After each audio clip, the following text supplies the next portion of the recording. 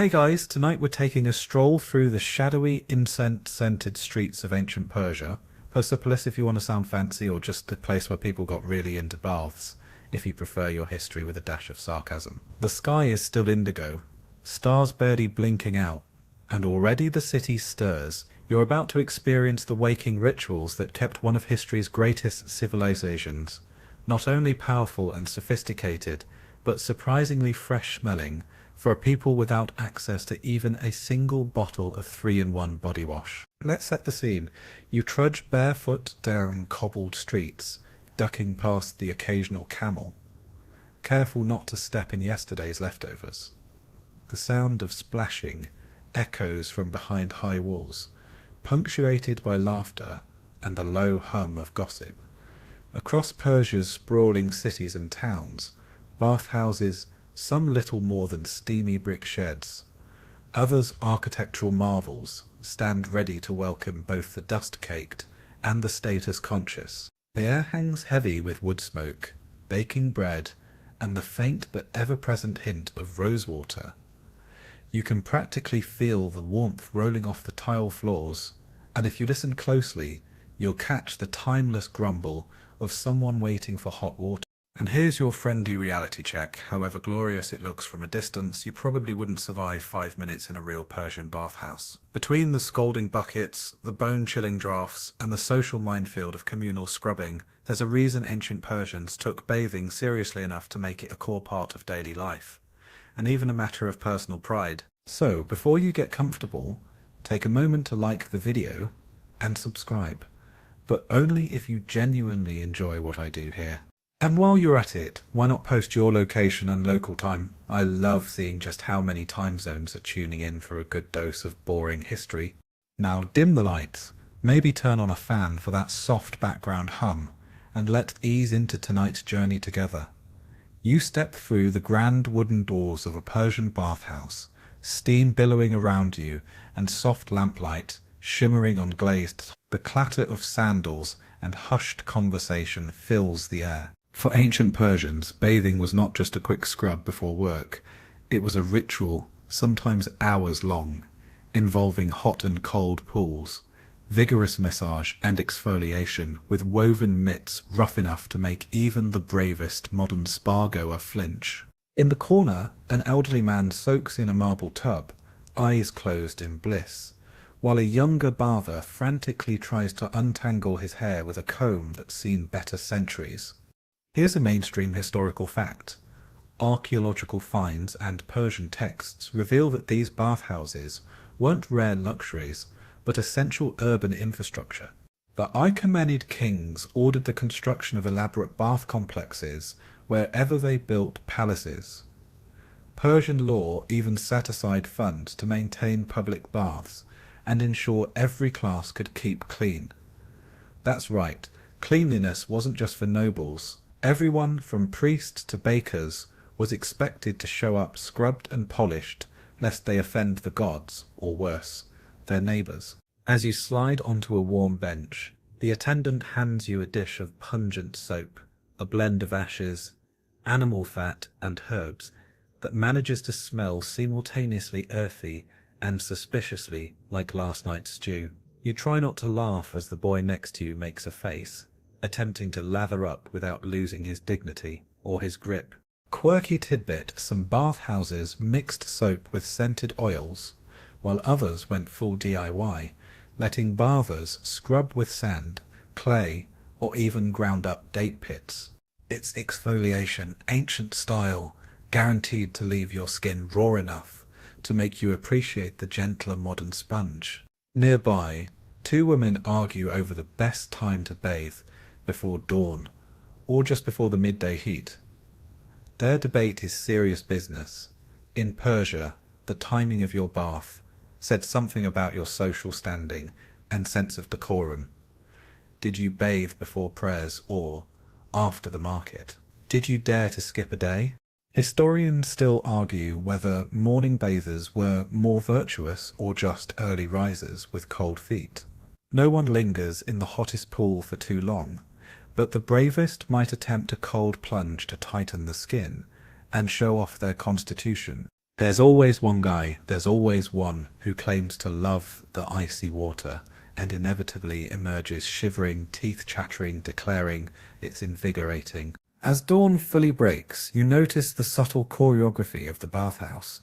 A young boy dashes to fetch fresh water, an old woman lights more incense, and the ever-patient attendants pour bucket after bucket to keep the temperature just right. Finally, every detail, how you wash, where you sit, whom you talk to, is shaped by centuries of etiquette, custom, and more than a little friendly judgment. You glance down at your hands, now pruned and tinged with the faint aroma of myrrh and clay. Through the mist and laughter, it's clear, the Persian passion for bathing wasn't just about avoiding dirt. It was about harmony, community, and the belief that the body was a sacred vessel, worthy of care and ritual. As the crowd finishes up and the first rays of sun strike the tiled walls, you wrap yourself in a scratchy linen towel, savouring the rare sense of being both anonymous and connected, a tiny piece in a great, well-scrubbed tapestry. Stepping out from the steamy haze of the bathhouse, you're greeted by the spicy sweet perfume that clings to every Persian street corner, ancient soap, oils, and a truly bewildering collection of cleansing concoctions. Your skin still tingles from the morning scrub, but as you watch the bustle around you, you realize that getting clean is only half the challenge. The other half is smelling good enough that your friends don't pretend not to see you at the market. Ancient Persia, after all, is famous for many things. Its royal road, its dazzling palaces, its vast armies, and to the mild surprise of most modern folks, its relentless pursuit of pleasant aromas. Soap in Persia wasn't just a block of something to ward off grime. It was a badge of sophistication, a social currency, and at times a subtle act of rebellion against the great unwashed. Mainstream historical fact: early Persian soap was far ahead of its time. The Persians were among the first to develop soaps using plant oils, lime and ash. Olive oil and sesame oil soaps became beloved staples. Some formulas included fragrant resins, rosewater, and herbs like thyme, mint, or saffron, turning each wash into a tiny festival for the senses. Persian records and archaeological digs have revealed that by the height of the empire, soap making was a respected trade, and its products were traded far and wide. The best soap was often reserved for gifts to nobles, wedding dowries, or diplomatic offerings. Imagine winning over your enemy with a bar of something that smells like paradise and leaves your hand softer than a baby goat's ear. You trail a group of women carrying woven baskets through winding alleys. Their path ends at a stall piled high with fragrant yellow cakes and tiny glass jars of oil. Here, the soap maker works magic with her mortar and pestle, blending animal fat or vegetable oil with ashes, adding handfuls of herbs and sometimes a pinch of ground pomegranate peel or walnut shell for extra exfoliation. She offers you a sample.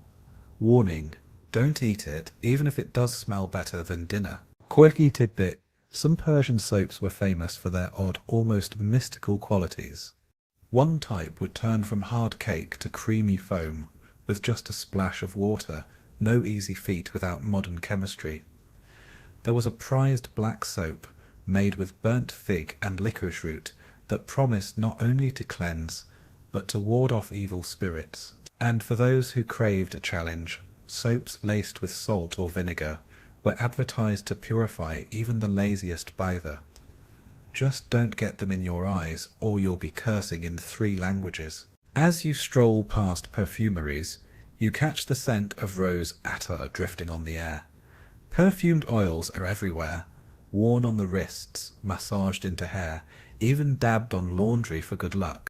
Persian gardens overflowed with the flowers that scented these oils. Frankincense, myrrh, saffron, and sandalwood were blended for the rich, while the less wealthy made do with local herbs, wild flowers, and, if they were desperate, a sprig of mint tucked behind the ear. The fragrance wasn't just about showing off. It was believed to ward off illness and keep one's soul in good spirits. Historians still argue whether these scents were strictly medicinal. entirely social, or a clever combination of both?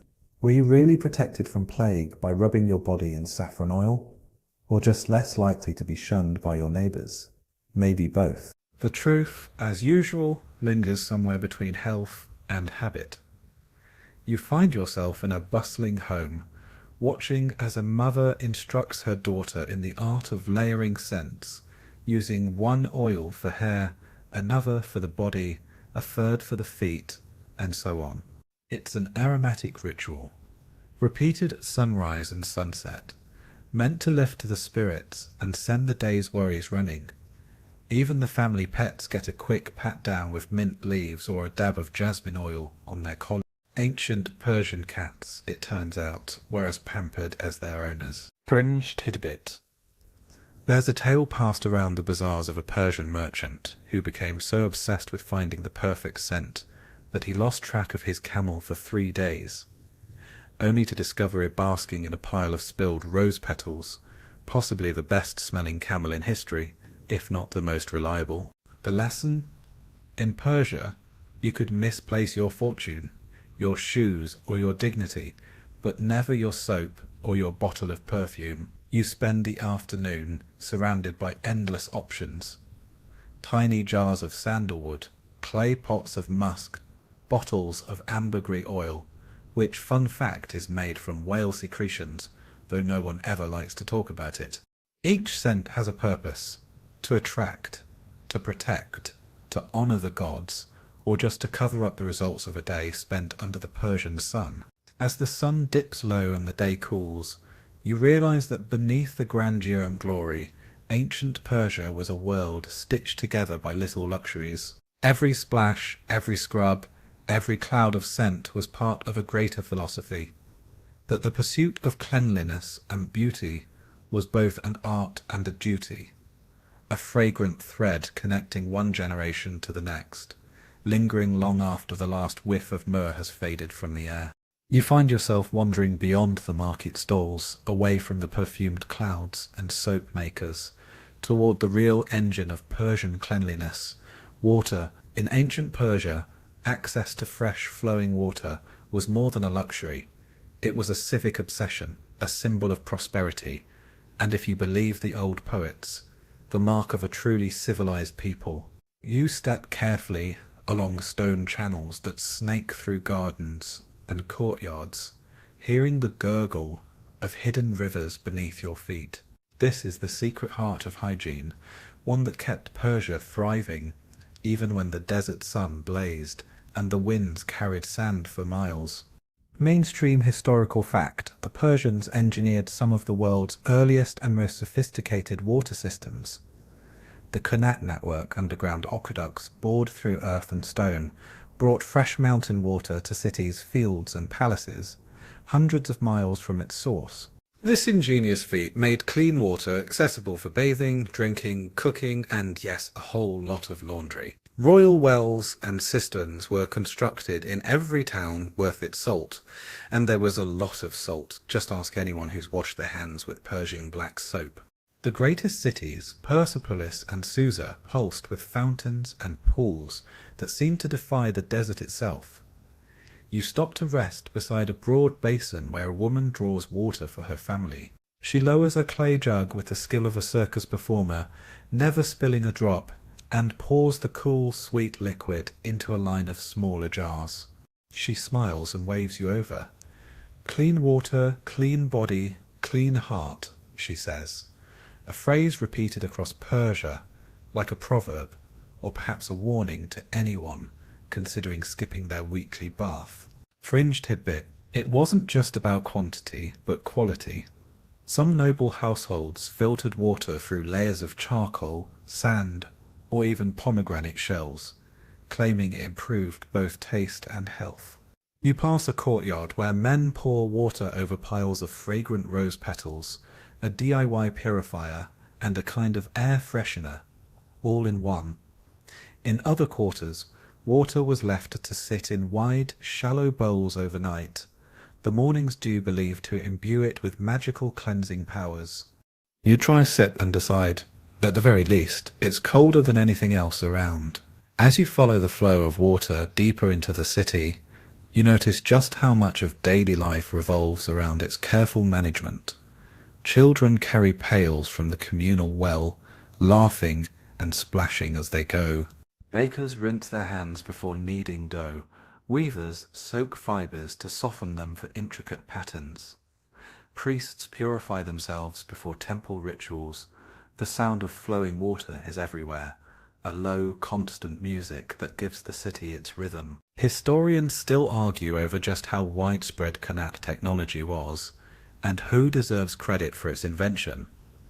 Some point to the Medes, others to even earlier Elamite engineers.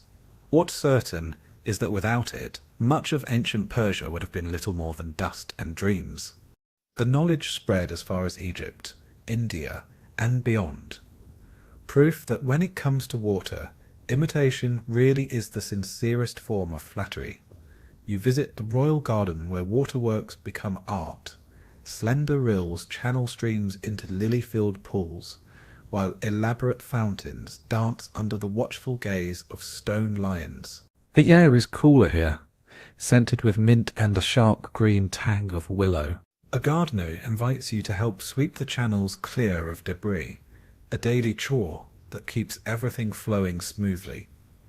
A blocked channel, he warns, brings not just muddy water, but muddy fortunes. It's a superstition, but after struggling to unclog a stone grate with your bare hands, you can see his point. Quirky tidbit, in some villages there's a tradition that the first person to draw water on New Year's morning gains a year's worth of good luck and the right to tease their siblings for the next 12 months. Some folks swear by rainwater for the softest hair, while others go so far as to use melted snow for special ritual baths. If you've ever wondered who invented the original spa day, look no further than a Persian with a fresh jug of mountain runoff and a stubborn streak.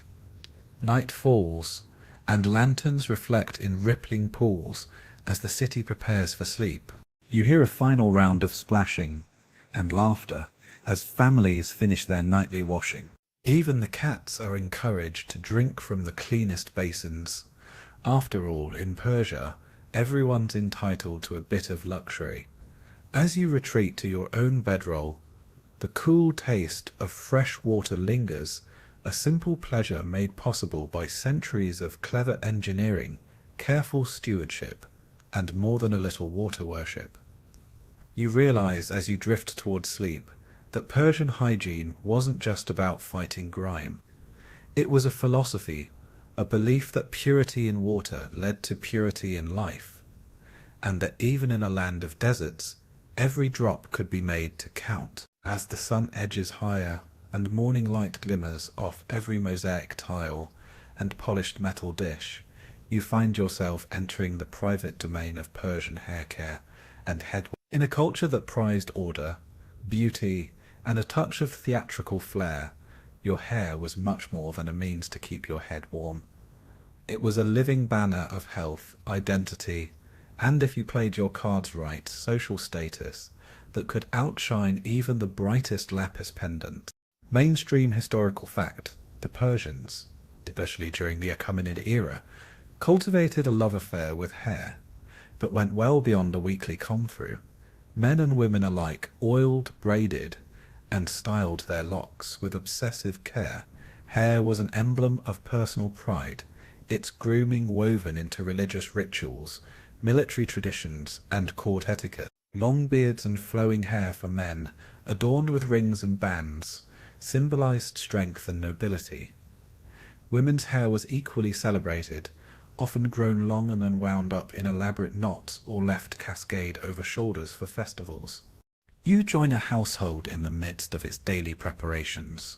There's an older man, his beard a magnificent black waterfall, sitting serenely as a young servant weaves tiny gold threads into his braids. Next to him, his wife works scented oils, rose, almond, or even rich sesame into her hair, letting the sun's warmth help the fragrance bloom. The children, meanwhile, squabble over a comb made from the shell of a sea turtle, each hoping to be first in line. A day begun with knots, their mother teases, ends in trouble, You get the sense she's only half joking. Quirky tidbit: some Persians believed that never cutting your hair could bring divine favour, while others insisted regular trims kept evil spirits from settling near your scalp. One popular custom involved braiding a red ribbon into a child's hair during the spring festival of Nowruz to ensure a year of good health and quick wits. And among the nobility, it wasn't uncommon to sleep in special linen caps, soaked in perfumed oils, said to keep hair glossy and dreams sweet, though you suspect it mostly kept oily hair off the pillows. The headwear game in Persia was just as elaborate. For men, the tiara, or kadaris, a sort of soft, pleated cap, or tall, floppy crown, was both a badge of office and a practical shield against the blazing sun. Soldiers wore tightly wrapped cloths, secured with bronze or silver pins, while workers preferred a simple band to keep sweat out of their eyes. Women's head coverings ranged from delicate veils studded with pearls to broad scarves dyed brilliant indigo, the fabrics shifting with the seasons and the whims of fashion. Historians still argue whether these trends were purely Persian inventions or the happy result of cultural cross-pollination. The empire's borders stretched wide, and everywhere foreign merchants and travellers brought new ideas in fabric, dye and style. Did the Medes invent the elaborate horsehair plume? Did Elamite women pioneer the art of the jewelled headband? The evidence is tangled, to say the least. In the palace, hair care was elevated to an art form. Dedicated attendants spent hours preparing royal locks for ceremonies, using combs carved from ivory, boar bristle brushes, and unguents stored in tiny alabaster jars. The king's beard, in particular, was a state treasure, often curled and starched with egg whites or scented wax. There's a joke among courtiers that a single tug on the royal beard could spark a war, if not a mild diplomatic incident. You try your own hand at these ancient beauty routines. The servant hands you a shell comb, guiding your fingers through the delicate process of untangling, oiling, and plaiting. The scent is dizzying, the feel of clean hair oddly soothing. Beauty requires patience, she says, and patience requires snacks. She presses a sweet date into your palm and grins. Fringe tidbit: not all was perfect in the world of Persian hair. Lice and other pests were constant, annoying companions. To combat these, Persians used fine-toothed combs and herbal rinses, wormwood, mint, and occasionally strong vinegar. Some remedies were more creative or desperate. Stories survive of merchants dyeing their beards with indigo to hide grey hairs or painting on beauty spots to distract from bald patches. There's even a legend of a poet whose beard turned green after he fell asleep under a willow, though most suspect the culprit was a poorly sealed jar of hair dye. By midday, you've seen how much of Persian hygiene revolved around care, creativity, and just a touch of vanity. Hair care wasn't just about keeping clean, it was about feeling prepared for whatever surprise the day or the gods might bring. Whether you wore your hair in shining braids or tucked beneath a floppy hat, you belonged to a society that found pride in the smallest details, celebrating each strand as a thread in the greater weave of Persian life. You step outside, hair still fragrant, and fingers sticky with oil, and realize, in the grand bazaar of ancient Persia, a good hair day was a cause for celebration, and a bad one, well, best to blame it on the wind. The morning is in full swing as you shuffle your now glossy hair through the alleys, only to be greeted by a crowd of merchants munching sweet dates and loudly arguing about the best way to brush one's teeth. That's right, next up in the Persian hygiene playbook is dental care, an arena filled with so much sand, ash, and improvisational dentistry that even your modern toothbrush would break into a nervous sweat. Mainstream historical fact: ancient Persians took oral hygiene seriously enough to earn the praise of Greek and Roman chroniclers, who found Persian breath shockingly pleasant compared to some of their own citizens. The toolkit was both ingenious and, depending on your threshold for grit, mildly alarming. Persians used twigs from trees, like the Salvadorita persica, the toothbrush tree, still used in parts of the world today, as well as thin slivers of aromatic wood. They'd chew the ends until soft, fraying them into tiny brushes, perfect for scrubbing away last night's honeyed sweets. You watch as an old merchant, his beard sparkling with grey, plucks a twig from a bunch tied to his belt. He chews the end, dips it into a bowl of fine ash and fragrant herbs, often mint, sometimes crushed fennel or cardamom, and gets to work, teeth flashing in the sun. He hands you a twig, arching an eyebrow in challenge. You give it a go, and the sensation is unique. A bit like brushing with a very tiny broom, dipped in a strange salad. But after a few tentative strokes, your teeth do feel impressively clean and your breath miraculously tinged with mint. Quirky tidbit: tooth powder was the toothpaste of its day. In the wealthier homes, it was a mixture of powdered pumice, burnt eggshell, and even a little crushed pearl, if you wanted to dazzle your admirers. Ordinary folks made do with a simpler blend: salt, charcoal, dried rose petals, and ground-up date pits. Some people swore by rubbing their teeth with the soft inside of a fig branch, while others believed that a rinse of sour grape juice kept both teeth and gums in top form. Persian dental wisdom extended to the tongue as well. Tongue scrapers, delicate little metal tools, were used after meals, ensuring that no stray crumb or oniony aftertaste lingered. For children, it was a rite of passage to endure their first tooth cleaning from a grandparent whose gentle but insistent brushing left no molar unpolished. And if you lost a tooth?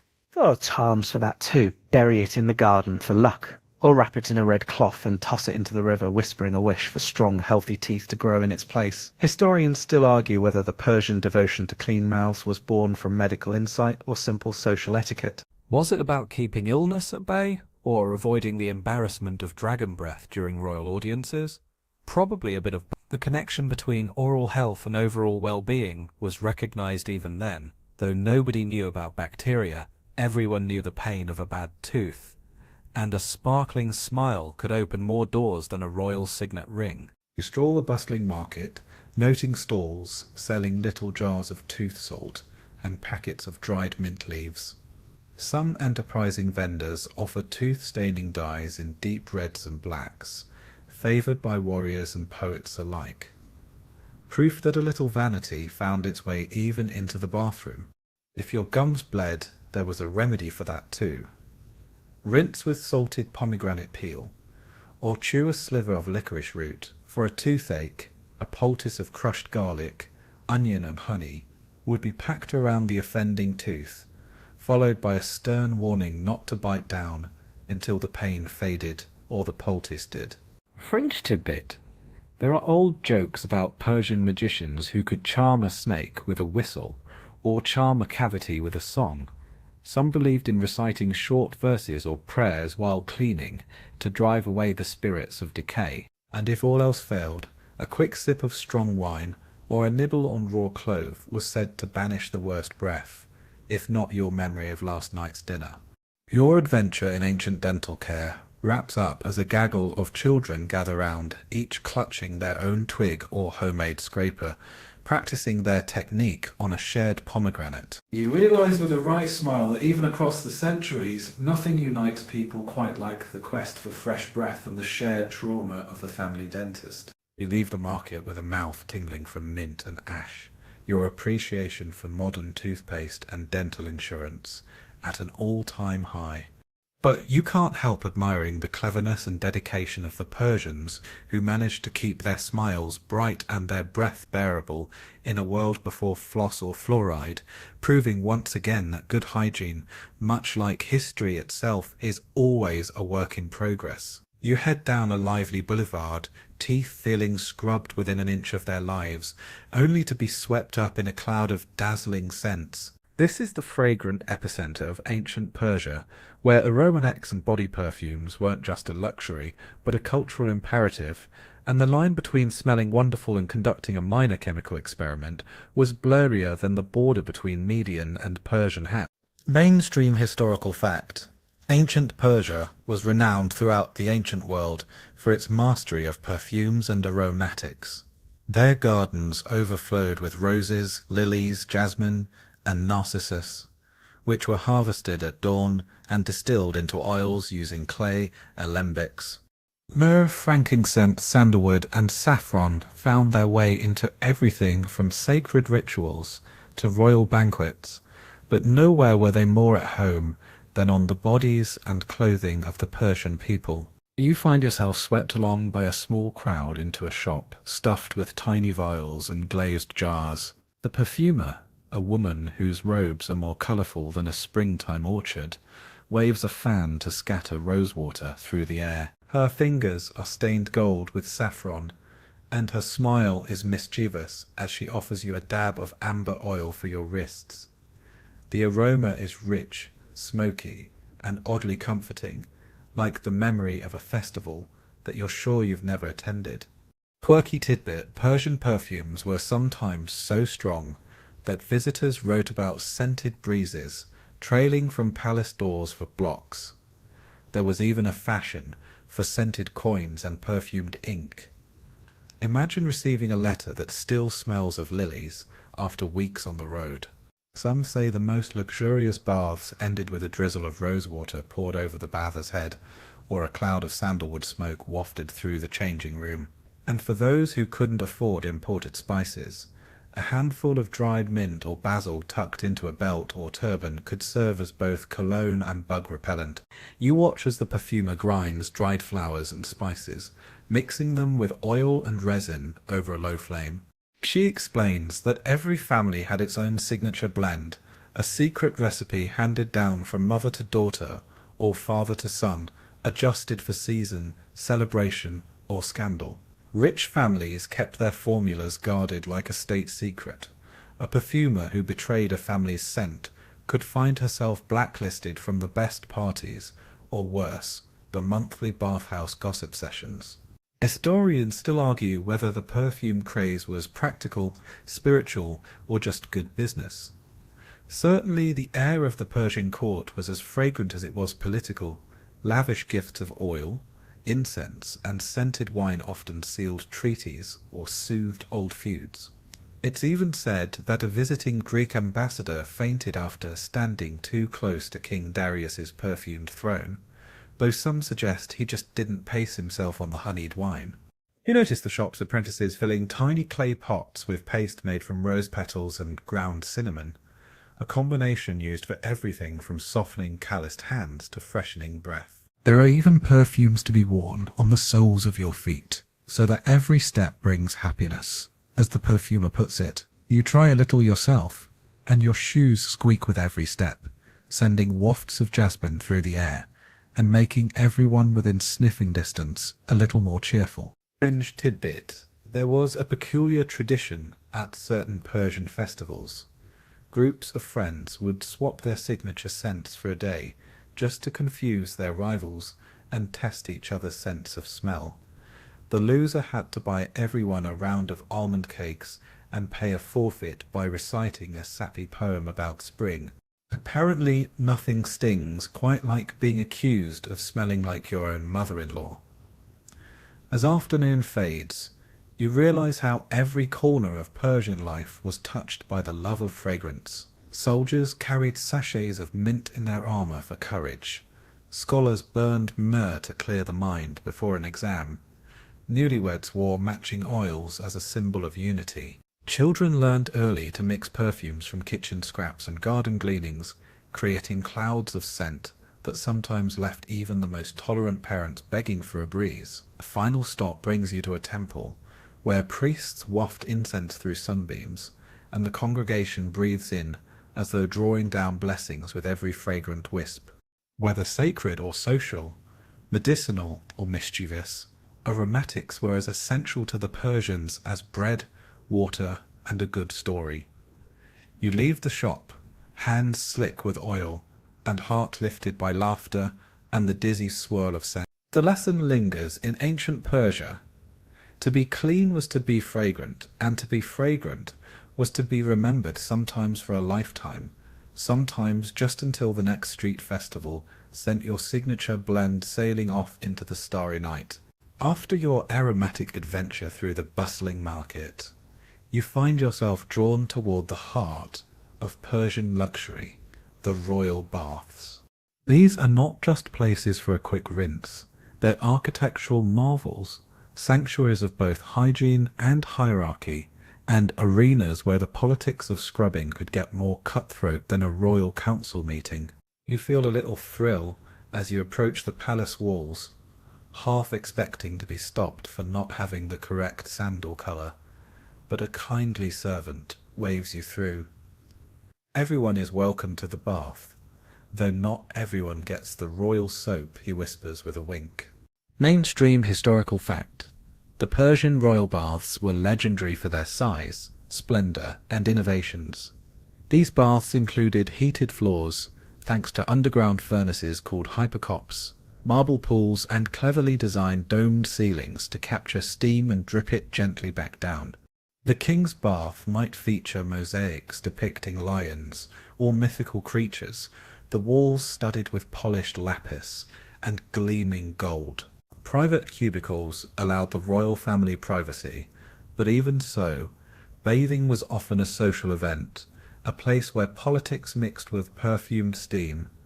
As you step inside, you're hit by a wave of heat and the soothing sound of trickling water. Attendants dressed in crisp linen bustle about, bringing trays of sweetmeats and cool drinks to the nobility soaking in steaming pools. The air is a dreamy blend of frankincense, sandalwood, and something suspiciously like freshly peeled oranges.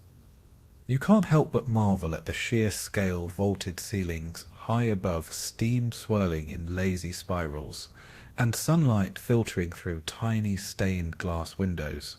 Quirky tidbit, there are stories of kings who held court in the bathhouse, resolving disputes, while perched on heated stone benches, their courtiers nervously clutching towels and trying not to drop important documents in the pools. One famous queen, it's whispered, orchestrated a coup by passing secret messages through scented soaps delivered to allies in the women's wing. If you wanted a favour from the royal family, showing up with the latest imported oil or a particularly fragrant rosewater cake could open doors faster than a signed royal decree. A palace attendant, sensing your curiosity, invites you to sample the different stages of the royal bath. First, a gentle scrub with mitts woven from goat hair, guaranteed to leave your skin red as a pomegranate, but softer than a cloud.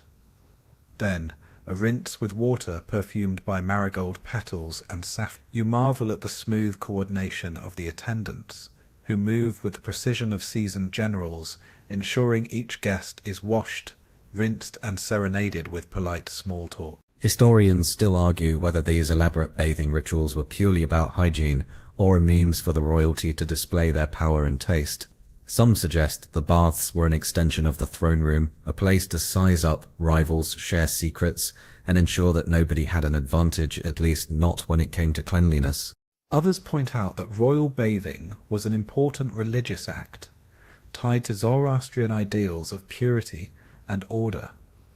You find yourself next to a group of royal children, giggling as they chase each other through a cloud of steam, leaving wet footprints on the polished floors.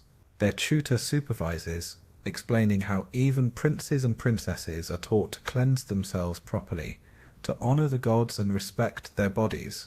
You try to copy their technique, but end up splashing water everywhere, earning a few bemused looks from the Queen's ladies in waiting. Fringe tidbit. Some say the royal bath had a secret pool, reserved only for the Shah and his closest confidantes, hidden behind a mosaic wall.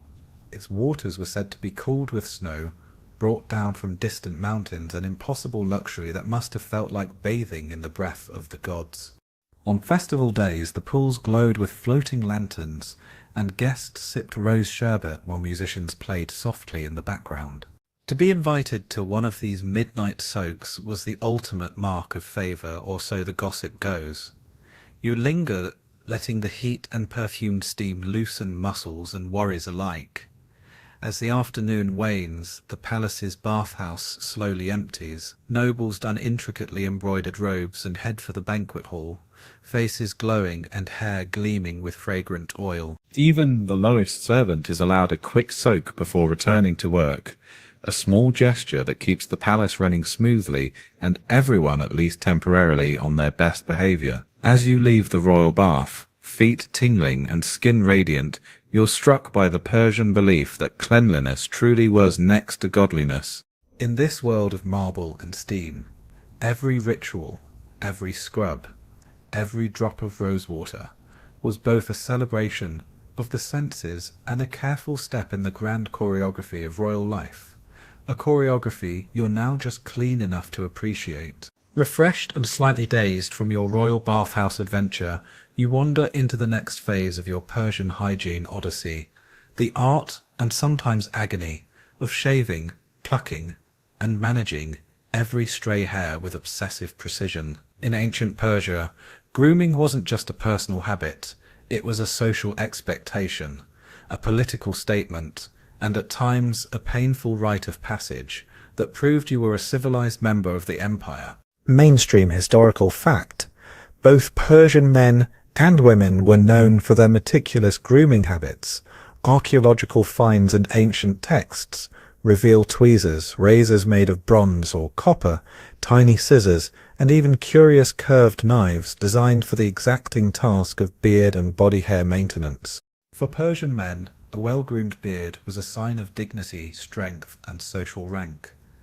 But it wasn't just about length, shape, curl, and even fragrance mattered. Some kings reportedly spent as much time on their beards as on royal decrees.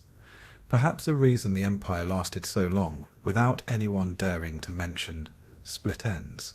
You find yourself in a small, bustling barber's shop, where sunlight slants through carved screens, and the air is thick with the aroma of sandalwood and toasted sesame oil.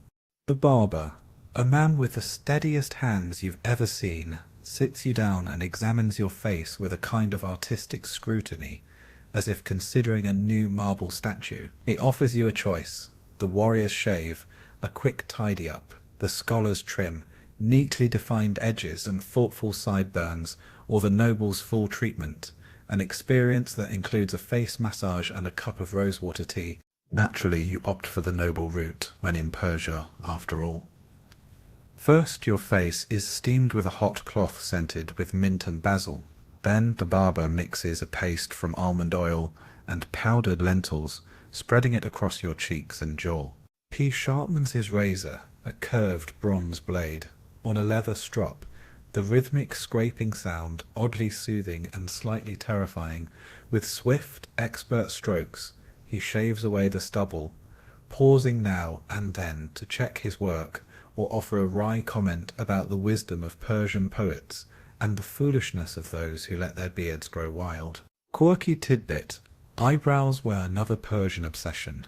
High, arched brows were prized, and both men and women plucked stray hairs with tiny tweezers made from polished copper. Some women painted their brows with coal or even darkened them with a mixture of walnut shell and vinegar. There are records of Persian queens who kept eyebrow stylists on retainer and noblemen who commissioned poetry about the curves of their beloved's brows. For a special occasion, a woman might even adorn her brows with a dusting of crushed gold leaf. Body hair was not ignored either. Smooth skin was a symbol of youth and purity.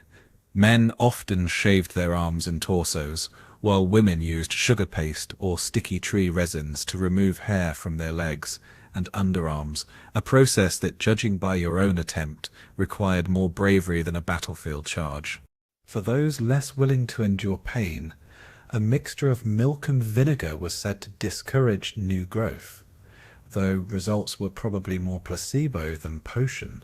Historians still argue whether Persian grooming rituals were borrowed from earlier civilizations, Egyptian, Babylonian, or even Indian, or whether Persia refined and elevated these customs into high art. Some sources suggest that the cult of the beard was partly a reaction to the clean-shaven Greeks, a form of cultural one-upmanship that involved a great deal more plucking and less philosophical debate.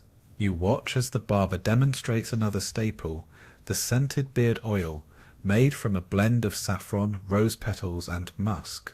It's massaged in, making even the most unruly facial hair gleam. If a man's beard or hair failed to impress, he might find himself the butt of jokes, or worse, overlooked for a prestigious post. In one famous story, a minor prince was denied a marriage alliance because his beard curled the wrong way, an epic tragedy by Persian standards.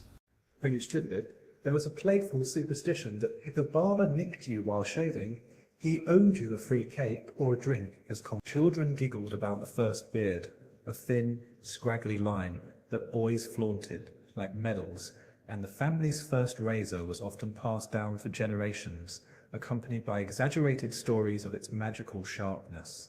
There's even a poem about a boy whose unibrow was so mighty it frightened away his tutor and a few potential brides. By late morning, the shop fills with customers, some young, nervously awaiting their first shave, others seasoned patrons who gossip and debate politics while their beards are artfully shaped. The barber keeps up a running commentary, equal parts advice and good-natured teasing. A group of women drift in, veils lifted, for eyebrow trims and a quick chat about the latest court fashion. Spoiler, thicker is in this season. You leave the barber's chair with your face tingling and your dignity mostly intact, marveling at the elaborate, almost theatrical rituals that defined Persian self-care. In this world, grooming wasn't just maintenance. It was performance, connection, and pride. So next time you wield your razor, remember, you're participating in an ancient tradition that's as much about artistry as it is about avoiding side-eye from your most fashionable neighbours. The warm glow of afternoon settles over the city as you find yourself drawn toward the unsung hero of ancient Persian hygiene, the world of clean clothes. If you thought bathing and perfumes were impressive, wait until you see how much effort went into laundering, mending, and yes, even inventing some of the earliest underwear. It turns out Persia was not just a land of great warriors and scholars, but also a place where fashion and freshness marched hand in hand. Mainstream historical fact: Persian textiles were famed throughout the ancient world. Silk, linen, and wool were carefully woven into garments that ranged from simple tunics to embroidered robes fit for royalty. But no matter how fine the fabric, cleanliness was paramount. Laundry was a daily or near-daily ritual in Persian households, often conducted by women in communal washhouses or palace courtyards. Water, soap made from animal fats and ashes, and natural detergents like crushed soapwort were used to scrub and brighten clothes. These efforts weren't just for show. Clean garments were believed to maintain health and moral purity. You watch a group of women gathered by a wide basin, plunging fabric into soapy water and beating it rhythmically with wooden paddles. The air fills with the sharp scent of lemon, crushed herbs, and the unmistakable tang of wet wool. Nearby, a woman rinses freshly washed linen in a narrow channel of flowing water, then hangs the crisp sheets on tall wooden poles where they flap like white sails in the desert breeze. A child runs past clutching a bundle of colourful threads, a reminder that mending was just as important as washing. Quirky tidbit: did you know the Persians are often credited with inventing the first known form of underwear? Archaeologists have uncovered linen briefs designed to provide both modesty and comfort. These undergarments were prized for their breathability in the hot climate, and though not everyone owned a pair, those who did flaunted them as a mark of sophistication. Some even embroidered their underwear with tiny patterns or symbols for luck-proof that Persian fashion had you covered, quite literally from top to bottom. Laundry days were often communal festivals. Neighbours shared soap, swapped gossip, and taught young girls the intricate dance of washing and drying without losing precious threads or colours. Men, meanwhile, sometimes took the opportunity to air their own finely woven robes, waving them like banners to catch the breeze and impress onlookers. The care given to clothing reflected not just personal pride, but a deep cultural belief in order and cleanliness as a path to divine favour. Historians still argue over the exact recipes for Persian detergents. Some texts mention crushing wild herbs like soapwort and combining them with lime or ashes. Others point to the use of animal-derived enzymes to break down stains, a practice astonishingly ahead of its time. What's clear is that cleanliness was an art as much as a chore, and the bright whites and vivid colours of Persian garments stood as a testament to centuries of experimentation and care. You pause to watch a master weaver repairing a torn cloak, threading golden yarns into the fabric with such precision it looks like magic. Repairing clothes was not just practical, it was a moral duty, a way of honouring the labour and beauty invested in each piece.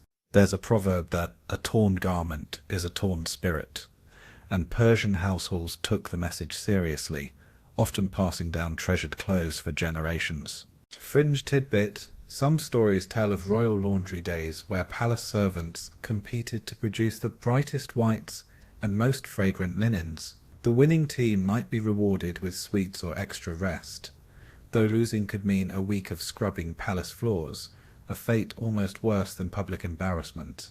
There's even a legend of a mischievous courtier who dyed the king's robes pink as a prank, only to be banished temporarily to the bathhouse kitchens. As the sun dips low, you find yourself wrapped in the scent of lavender and mint from a freshly laundered shawl. You realize that in Persia, wearing clean clothes was not just about hygiene.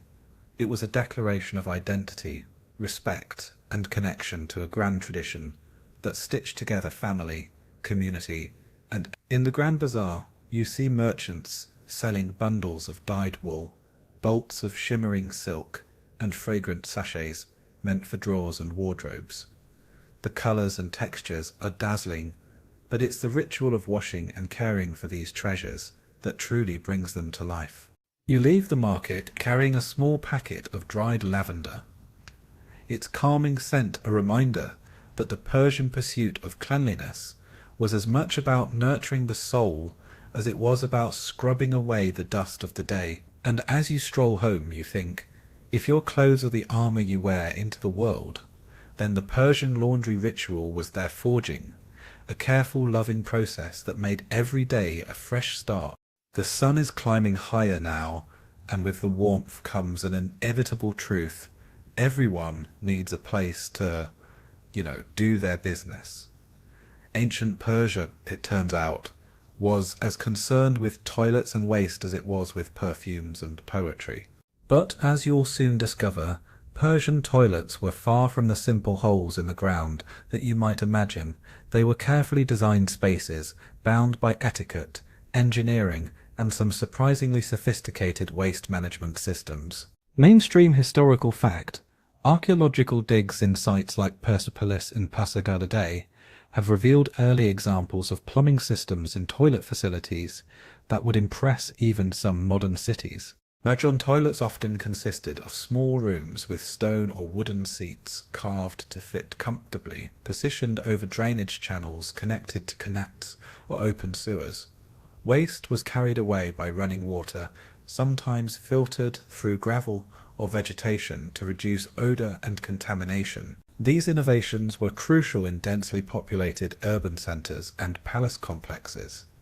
You step carefully through the tiled corridor of a noble household, noticing the discreet wooden door marked with an intricate carving of a pomegranate, a symbol of fertility and health. Inside, a cool breeze flows from a small window, carrying away any less pleasant odours. The seat itself is smooth limestone, warmed gently by the sun. Nearby, a basin filled with fresh water and a clean cloth stands ready for hygienic purposes.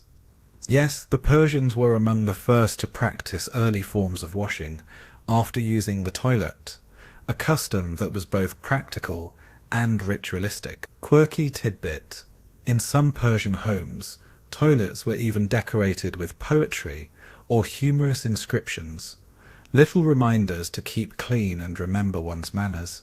One such verse, roughly translated, advises the user to sit with grace and dignity, for even kings must heed the call of nature. As a charming little joke about a prince who refused to use anything but the palace toilet and insisted on being carried there on a golden litter, a tale that still elicits giggles from local guides. Persian etiquette around toilet use was surprisingly formal. It was considered rude to discuss or even allude to such matters openly, and many wealthy families built their facilities away from public view, with multiple rooms to ensure privacy. In large bathhouses, shared latrines were common, but strict rules governed behaviour. No one was allowed to linger, and attendance ensured cleanliness was maintained throughout the day. Historians still argue how widespread these facilities were among the general population. While the elite enjoyed private, well-appointed toilets with running water, common folk likely used simpler pits or communal latrines. But even in rural areas, evidence suggests that attention to sanitation was greater than one might expect, with careful placement of waste pits and rudimentary drainage to protect wells and living spaces. You watch a servant deftly clean the toilet area, using a mixture of vinegar, crushed herbs, and water to disinfect and freshen. The air fills with a sharp, pleasant scent that makes you reconsider everything you thought about ancient sanitation. The servant chats about the toilet spirit, a kind of guardian believed to keep illness away from the household, provided the space was kept clean and offerings made during certain festivals. Fringe tidbit: some texts mention toilet angels, benevolent spirits who watched over these private spaces and punished those who disrespected hygiene. If a guest was careless or disrespectful, the family might whisper that the toilet angels were displeased, a subtle but effective social deterrent. There are even records of small charms or symbols placed near latrines, meant to encourage cleanliness and keep mischievous spirits at bay. As you finish your visit, you note the sophistication of waste removal in Persian cities. Wastewater was often channeled away from homes through underground tunnels, flowing into larger sewers or irrigation canals. This system not only improved hygiene, but also recycled water for agriculture, making Persia one of the earliest civilizations to practice a form of urban sustainability. You leave the chamber with a newfound respect for ancient Persian innovation and a quiet vow never to complain about modern plumbing again. The care and thought that went into these early toilets remind you that even the most basic human needs inspired ingenuity, social customs, and a surprisingly sophisticated blend of practicality and ritual. As you step back into the sunlit streets, you can't help but smile at the thought that the next time you sit down for a moment of privacy, you're following in the footsteps of kings, queens, and everyday Persians who took hygiene seriously, sometimes with a sense of humour, and always with a sense of dignity. Even as you step away from the practicalities of toilet design and urban sanitation, the notion of purity and cleanliness in ancient Persia takes on a far deeper, more spiritual meaning. Here, hygiene is as much about the soul as the body, intertwined with the sacred beliefs of Zoroastrianism, the dominant religion of the empire.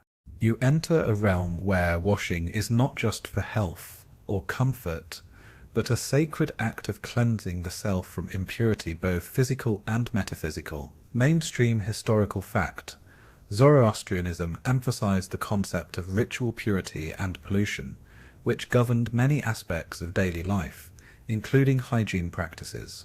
The faithful were required to cleanse themselves before prayers, before entering temples, and after contact with anything considered unclean, such as death or bodily fluids. Water, fire, and air were sacred elements believed to purify and maintain cosmic order, and Zoroastrian priests oversaw strict laws ensuring that impurities did not contaminate these forces.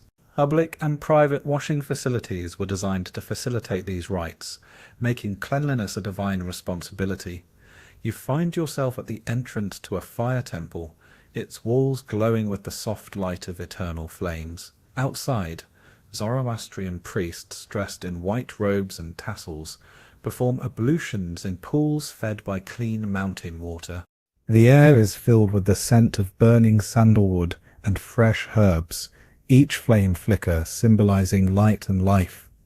The priests wash their hands, faces, and feet in deliberate sequences, their chants weaving the sacred into every drop of water. They explain that physical dirt is a reflection of spiritual impurity and that washing restores harmony with Ahura Mazda, the wise lord. Fringe tidbit. Some purification rituals involve the use of pushtana, fragrant linen cloths soaked in rosewater or myrrh, which were waved through the air or brushed over the body to dispel evil influences. There's an intriguing story of a priest who used powdered crushed pearls mixed with water to cleanse the temple floors, believing that the radiance of the pearls helped repel negative energies. It's unclear whether this was a practical cleaning method or a poetic metaphor, but in Persia, the line between science and spirituality was often beautifully blurred.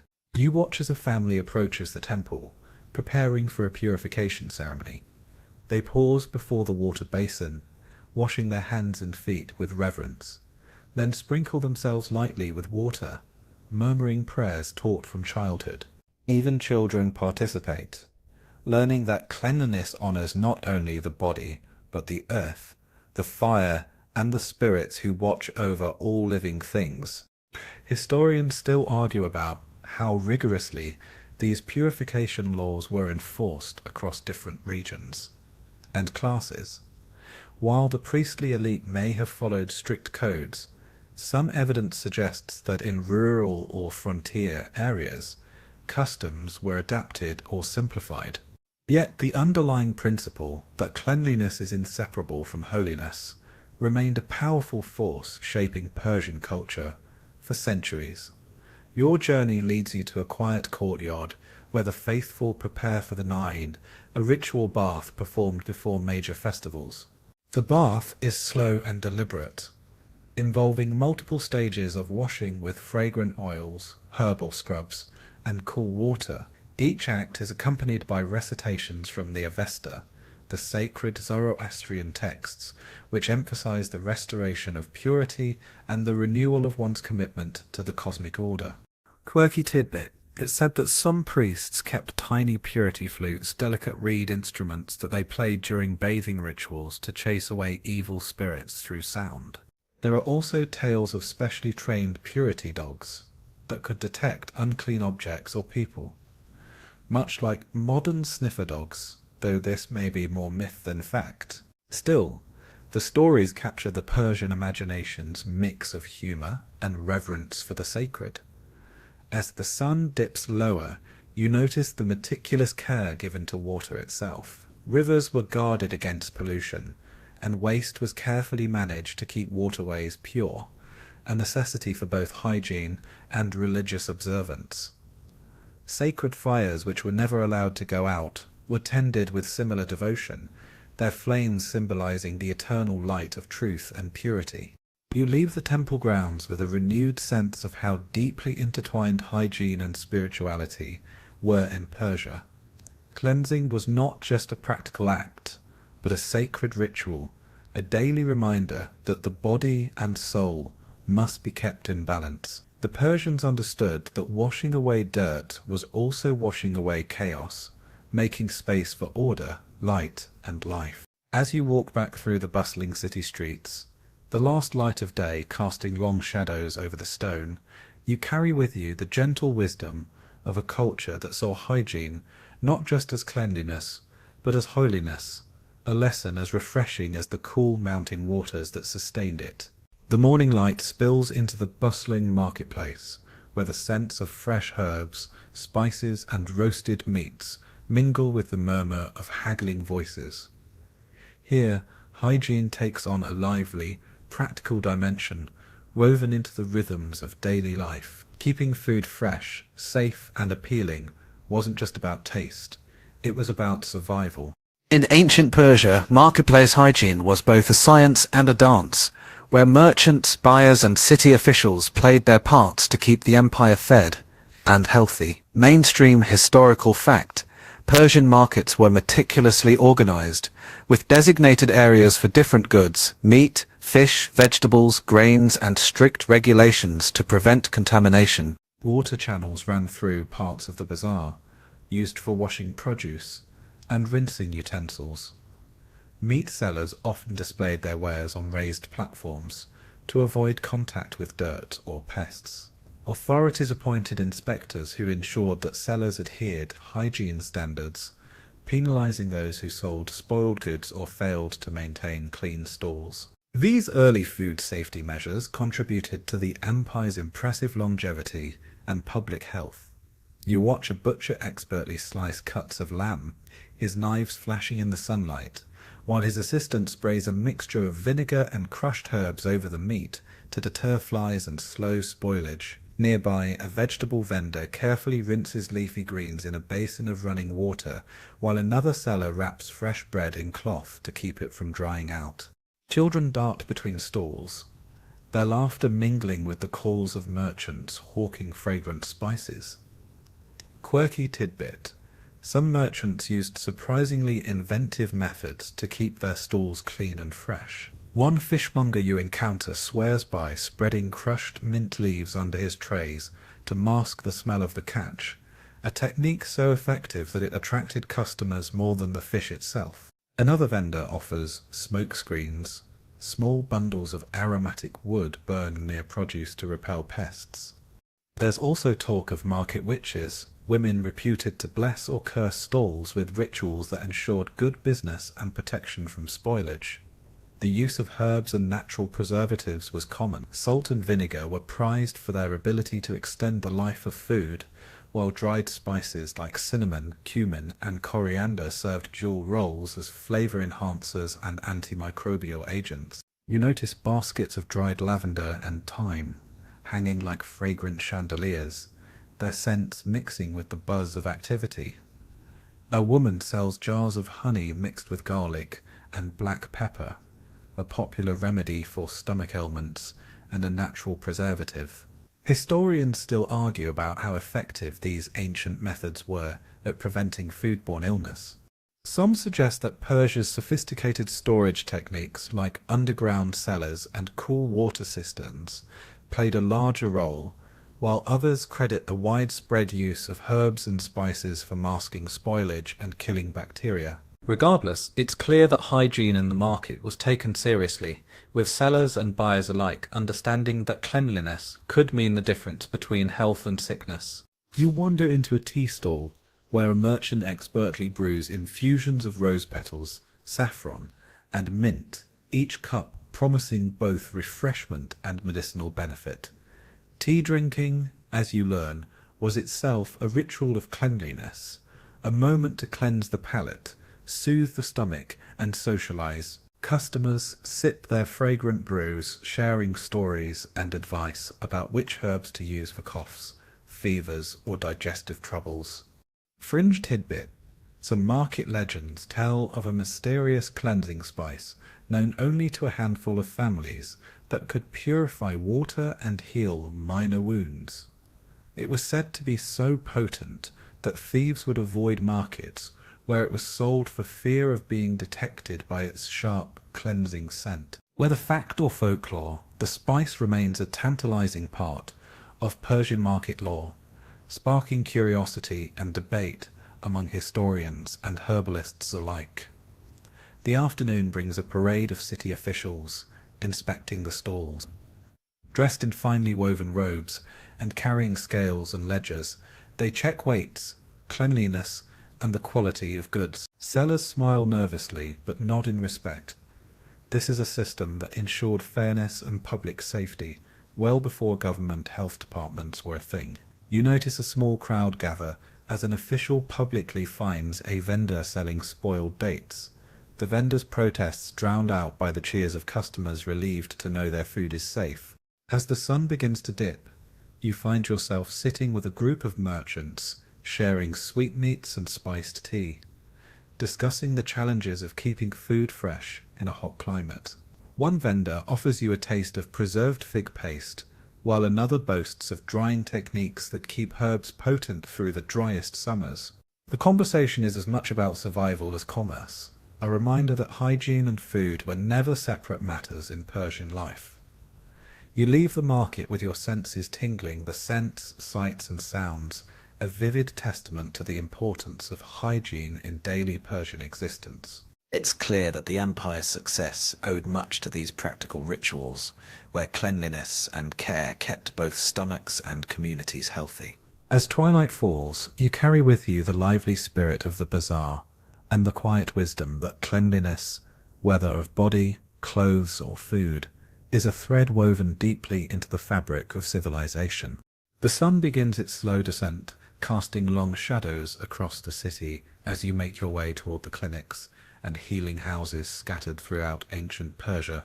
Here, hygiene takes on a life or death significance, as doctors and patients navigate a world where medicine blends empirical knowledge, ritual, and a heavy dose of guesswork. You step into a modest clinic, walls lined with scrolls and jars, and find yourself immersed in the fascinating, sometimes frustrating, world of ancient Persian medical cleanliness. Mainstream historical fact: Persian medicine was remarkably advanced for its time, blending knowledge inherited from Babylonian, Egyptian, Greek and Indian sources with original discoveries. Physicians known as hakims emphasized cleanliness in their practice, not just for patient comfort, but as a critical element in preventing infection. Surgical instruments were scalded in boiling water or treated with wine before use. Wounds were carefully cleaned with herbal concoctions, and doctors frequently washed their hands before and after examinations, a practice centuries ahead of many other cultures. You watch as a seasoned hakim carefully prepares a patient's wound, using linen cloths soaked in a mixture of rosewater and honey to gently clean the skin. His assistant sterilizes a set of bronze scalpels in a clay oven while reciting protective prayers. The patient, a farmer with a nasty gash on his arm, grimaces but remains still, trusting the healer's skill and the ritual's power. Nearby, another physician discusses the use of bandages infused with medicinal herbs such as chamomile and myrrh, designed to speed healing and reduce pain.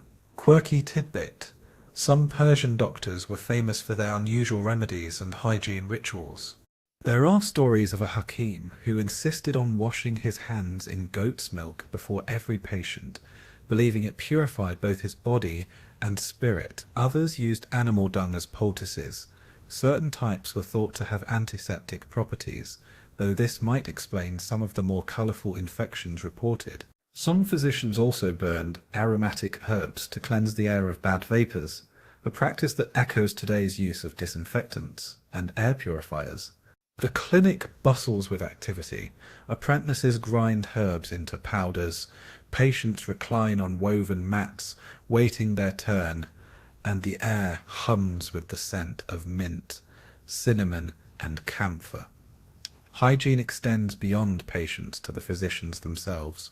Hakims often wore linen robes and turbans, both for status and cleanliness, changing garments regularly and bathing frequently to maintain purity. This attention to personal hygiene was seen as part of their professional responsibility. Historians still argue about how widespread antiseptic practices were, and to what extent Persian doctors understood the causes of infection. While there is clear evidence of hand washing and instrument cleaning, germ theory was centuries away. Much of what was done was based on observation, tradition, and a mix of religious and magical beliefs.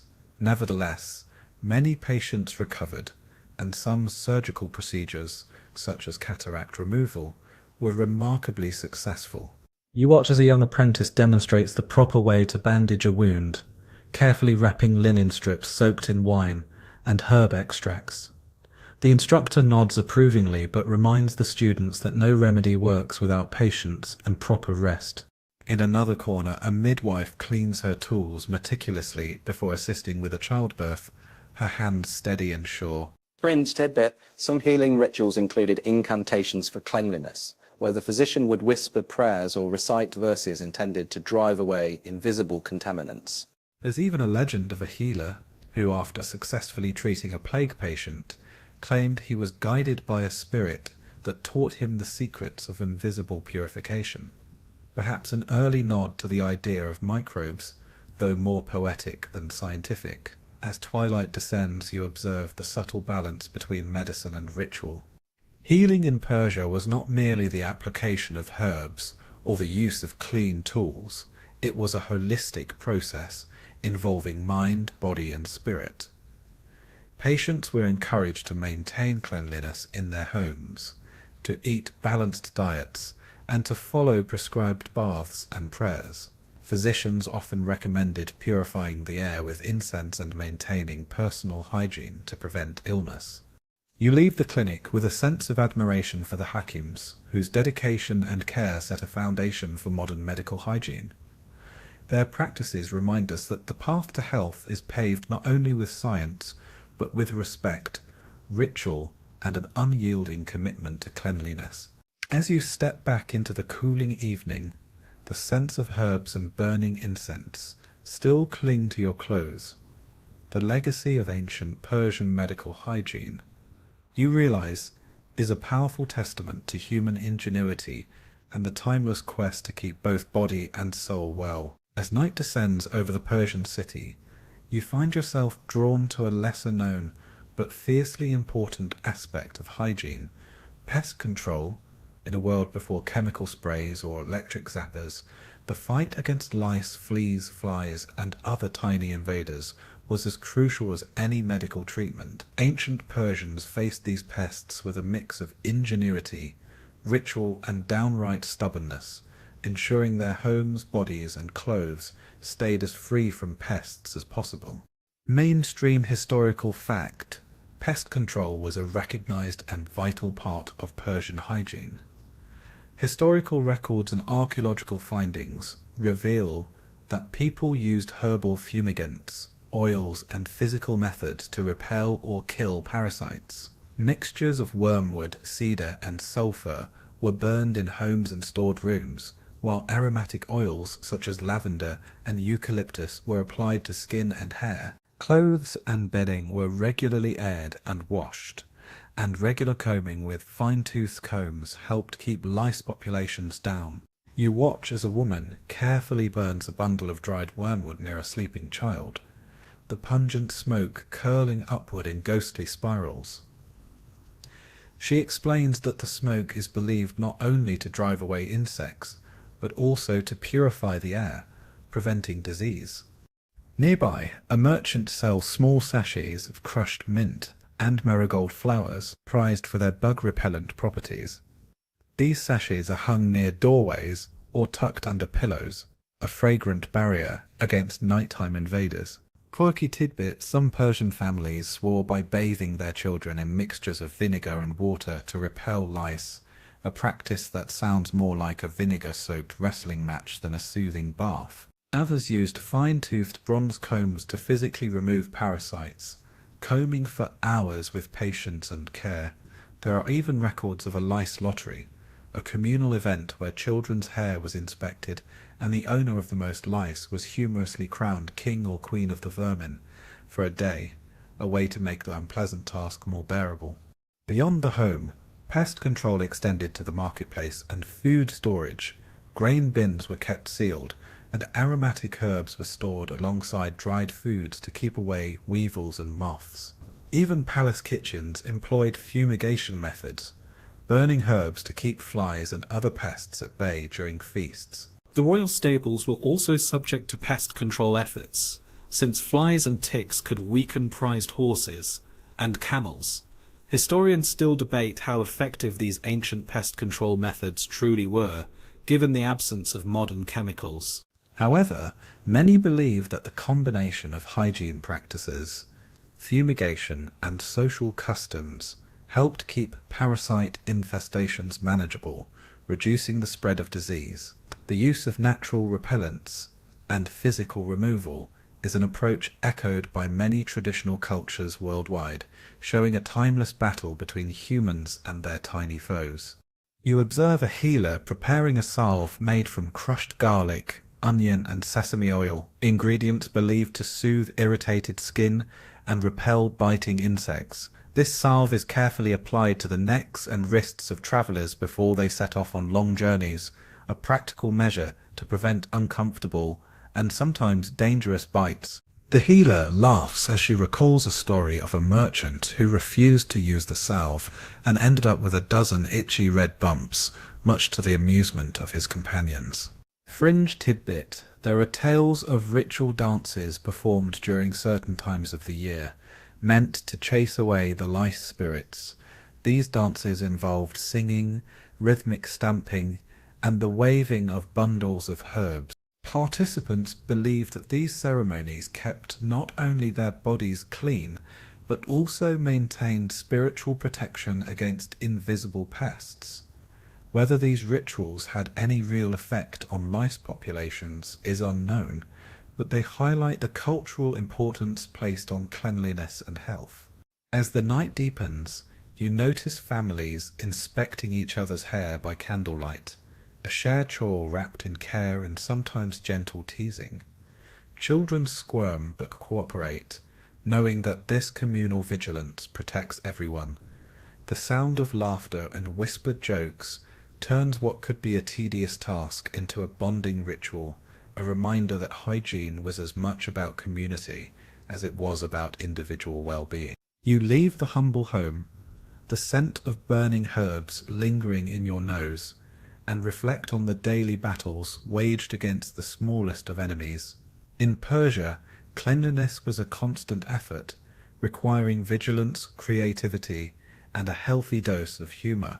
This unending fight against pests reveals a society deeply committed to health and comfort, long before the advent of modern insecticides. Walking back to the city centre, you carry with you the quiet knowledge that hygiene was never just a personal matter in Persia.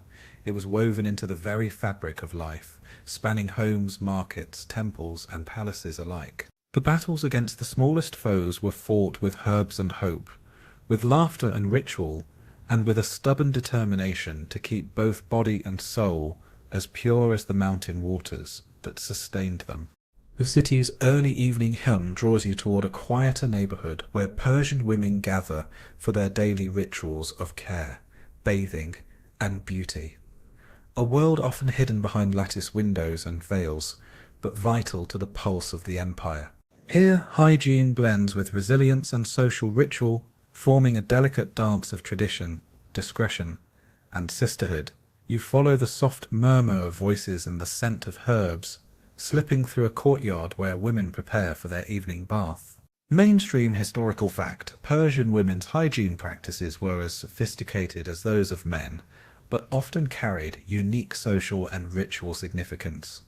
Bathing was an essential part of daily life, especially before religious observances or festivals, and took place either in public bathhouses or private facilities within the home. Women used a variety of natural soaps made from olive oil, animal fats, and fragrant herbs, combined with scrubbing mitts called kesa to exfoliate skin. Hair care involved elaborate oiling and braiding rituals, often conducted by younger female relatives or trusted servants. You watch as a mother guides her daughter through the process of washing hair with a fragrant paste made of crushed rose petals and egg whites, believed to promote shine and strength.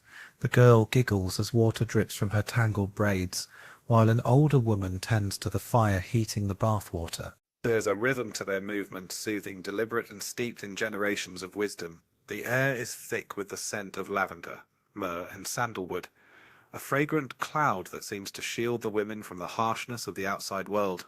Quirky tidbit: some women took pride in the length and health of their eyelashes and brows, using mixtures of castor oil and crushed herbs to encourage growth. There's a charming tradition of gifting scented pomades and embroidered cloth bags filled with beauty herbs during weddings or festivals, small tokens that spoke of care and hope for the future. And for those wanting to make a bold statement, henna was applied not just to hands and feet, but also subtly in hair to add a tint of auburn, a sign of youth and vitality. Privacy was paramount in these rituals, and women's bathhouses often had separate hours or entirely different facilities from men's. Within these spaces, women could speak freely, share stories, and exchange advice on everything from herbal remedies to child rearing. The bathhouse was a social hub as much as a place of cleanliness, a sanctuary where friendships were forged and secrets safely shared. Historians still debate the extent to which Persian women's hygiene practices influenced or were influenced by neighbouring cultures. While many elements were shared across the region, Persia's emphasis on ritual purity and the use of fragrant oils set it apart. Some sources suggest that Persian women's beauty rituals were among the earliest to incorporate both medicinal and cosmetic uses of natural ingredients, a tradition that resonates in modern Middle Eastern practices. You are invited to watch a bathing ceremony, where young brides are gently washed by their mothers-in-law in a ritual symbolizing purity, fertility, and the welcoming into a new family. The process is gentle, but exacting, each movement designed to cleanse not only the body, but also the spirit. Aromatic oils are massaged into the skin, and the bride's hair is braided with strands of jasmine and saffron, carrying blessings of health and happiness. Fringe tidbit: some tales speak of secret herbal baths prepared from rare flowers that bloom only at night, said to grant beauty and protection from envy. These baths were sometimes accompanied by whispered chants or lullabies, believed to infuse the water with magic. While such stories might stretch the truth, they highlight the deep connection between nature, ritual, and the feminine in Persian culture. As dusk settles, you hear the laughter of women emerging from the bathhouse, their skin glowing and faces radiant. They wrap themselves in soft linens and exchange gifts of scented oils and embroidered scarves. The evening promises rest, reflection, and the comfort of community. You leave with a sense of admiration for the blend of practicality and poetry in Persian women's hygiene rituals, a testament to a culture that honored care, connection, and the quiet power of daily self-respect. As the night wraps the city in its gentle embrace, you carry with you the enduring lesson that cleanliness is not just a chore, but an act of love toward oneself, toward others, and toward the world. The evening settles softly over the city, and as the streets begin to quiet, you find yourself drawn to the gentle rhythms of care that define the lives of the young and the old in ancient Persia. Hygiene, realize, is not just a solitary act, but a communal ritual, one where children learn, elders teach, and families weave bonds through shared routines of cleanliness and compassion. Mainstream historical fact: in Persian households, attention to hygiene extended to all ages. Children were introduced early to washing rituals, often with playful encouragement and gentle instruction. Elders were cared for with the utmost respect, their hygiene needs met by devoted family members or attendants. Warm baths, herbal massages, and scented oils were common, reflecting a cultural belief that cleanliness supported both physical health and spiritual well-being throughout life stages. You enter a family home where a grandmother gently bathes her granddaughter in a shallow basin filled with warm water infused with rose petals and lavender. The child giggles as the water splashes, her small hands reaching for the handfuls of fragrant herbs. Nearby, an elderly man is assisted by his daughter as he washes his hands and face, the ritual slow and reverent, symbolizing both care and the passage of time. Quirky tidbit: some Persian families had traditions involving the sharing of bathwater, a practice where the water used to bathe the eldest was then used for younger members, symbolizing the passing of strength and protection. Children often wore tiny linen caps, soaked in scented oils during sleep, thought to guard them from night terrors and promote healthy hair growth. There are also stories of playful cleanliness contests among siblings, turning scrubbing and grooming into games to encourage good habits. As you watch, You notice how communal hygiene was a teaching moment. Mothers and grandmothers passed down knowledge of which herbs soothed skin irritations, how to comb tangled hair without pain, and the correct way to prepare cleansing pastes from natural ingredients. This oral tradition ensured that practical wisdom lived on through generations, woven into daily life as surely as bread and fire. Historians still argue about how much formal medical knowledge was shared within families versus taught by professional healers. While specialized hakims and midwives played essential roles, much of the routine care like bathing, hair care and wound cleaning was learned at home, lending affection with instruction. You are invited to join a circle of women and children preparing for a communal bath. The atmosphere is warm and lively, filled with laughter and soft songs. The women speak of the importance of hygiene not just for health, but for social harmony, cleanliness seen as a gift to one's community, a way to show respect and foster trust. Fringe tidbit, there are legends of bathhouse angels, spirits believed to watch over the vulnerable, children, elders and the sick, ensuring their safety and comfort during bathing rituals. Some families kept small amulets or charms near bathing areas, thought to invite these benevolent guardians. While these beliefs may seem fanciful, they reveal the profound care and sacredness attached to these intimate moments. As night deepens, the city's quiet hum is punctuated by the soft sounds of families finishing their nightly rituals, water pouring, cloths rustling, whispered prayers. In this peaceful tapestry of care, hygiene becomes a language of love and belonging, connecting young and old, past and present. You leave the home with a renewed sense of the power of simple acts, the warm wash, the gentle brush, the shared laughter to sustain life and community. The Persian embrace of cleanliness is not cold or clinical, but deeply human, a practice of kindness, respect, and enduring connection. As you step into the starlit street, you carry the warmth of those moments with you, a reminder that hygiene is never just about the body, but about the heart and the hands that care for it. As you stroll through the winding streets, the lively energy of festival preparations fills the air.